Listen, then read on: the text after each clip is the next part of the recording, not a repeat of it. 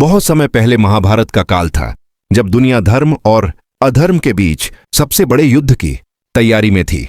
उसी समय भारत के उत्तर पूर्व में पांडवों के वीर पुत्र घाटोत्कच और नागकन्या मौरवी के यहाँ एक तेजस्वी बालक ने जन्म लिया, बारबारिक।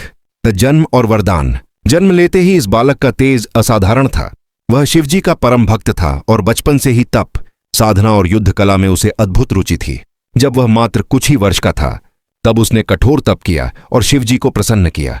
शिवजी ने उसे 3 अमोघ बाण दिए, जिन्हें चलाने के बाद युद्ध कुछ ही क्षणों में समाप्त हो सकता था। 1. पहला बाण शत्रुओं को चिह्नित कर देता। 2. दूसरा बाण मित्रों को। 3 और तीसरा बाण एक ही क्षण में शत्रुओं का नाश कर देता। इन बाणों के कारण उसे नाम मिला 3 बाणधारी। असयुद्ध का प्रण।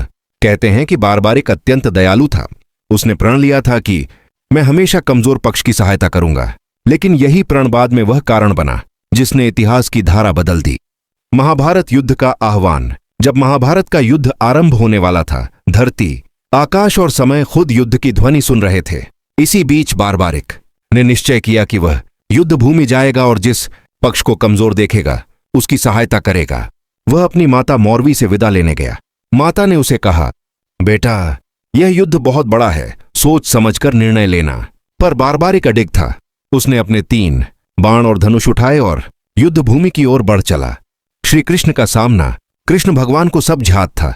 वे जानते थे कि यदि बारबारिक युद्ध भूमि में पहुंचा तो उसका प्रण ही महाभारत का परिणाम बदल देगा, क्योंकि जैसे ही वह किसी पक्ष को कमजोर देखता, उनकी सहायता करता और फिर वह पक्ष मजबूत हो जाता, तो वह दूसरे पक्ष को कमजोर मानकर उसकी सहायता करता। इस प्रकार युद्ध कभी समाप्त ही नहीं होता। इसलिए श्री कृष्ण ने एक साधु के रूप में उसका मार्ग रोक लिया।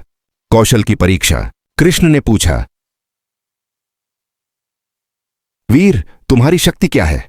बारबारिक बोला, मेरे 3 बाण ही पर्याप्त हैं पूरे युद्ध को खत्म करने के लिए। कृष्ण ने उसकी परीक्षा ली।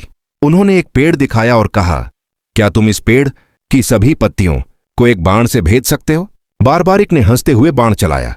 अद्भुत! बाण ने पत्तियों को चिन्हित किया, चाहे वे शाखा पर हों, जमीन पर गिर चुकी हों या श्रीकृष्ण के हाथ में छुपी हुई। बाण हर पत्ती तक पहुंचा और फिर वापस आ गया। कृष्ण समझ गए, यह शक्ति किसी के भी बस की नहीं। यह शक्ति महाभारत का संतुलन बिगाड़ देगी।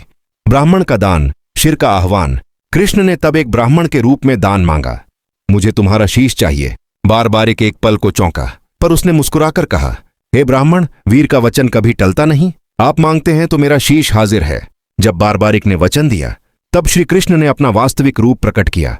बारबारिक ने सिर झुकाकर कहा, प्रभु, मेरा शीश स्वीकार कीजिए। बस एक वरदान दीजिए, मैं इस महान युद्ध को देख सकूं। कृष्ण ने प्रसन्न होकर कहा, तुम्हारा शीश एक ऊंचे पर्वत पर स्थापित किया जाएगा, जहां से तुम पूरा महाभारत युद्ध देख सकोगे। और ऐसा ही हुआ। बारबारिक का शीश एक ऊंचे टीले पर स्थापित किया गया। वही शीश पूरे 18 दिनों तक युद्ध को देखता रहा। युद्ध का रहस्य। युद्ध के अंत में पांडवों ने पूछा, इस युद्ध में सबसे बड़ा वीर कौन था? कृष्ण ने कहा, बारबारिक के शीश ने पूरा युद्ध देखा है, वही बताएगा। जब शीश ने उत्तर दिया तो सब चकित हो गए। मैंने हर तरफ सिर्फ एक ही प्रकाश देखा, श्री कृष्ण का, सुदर्शन चक्र का, उसका तेज और लीला का। युद्ध को आपने ही जीताया है। ये सुनकर सब उनकी भक्ति में नतमस्तक हो गए। खाटू श्याम का रूप। युद्ध समाप्त होने के बाद कृष्ण ने वरदान दिया,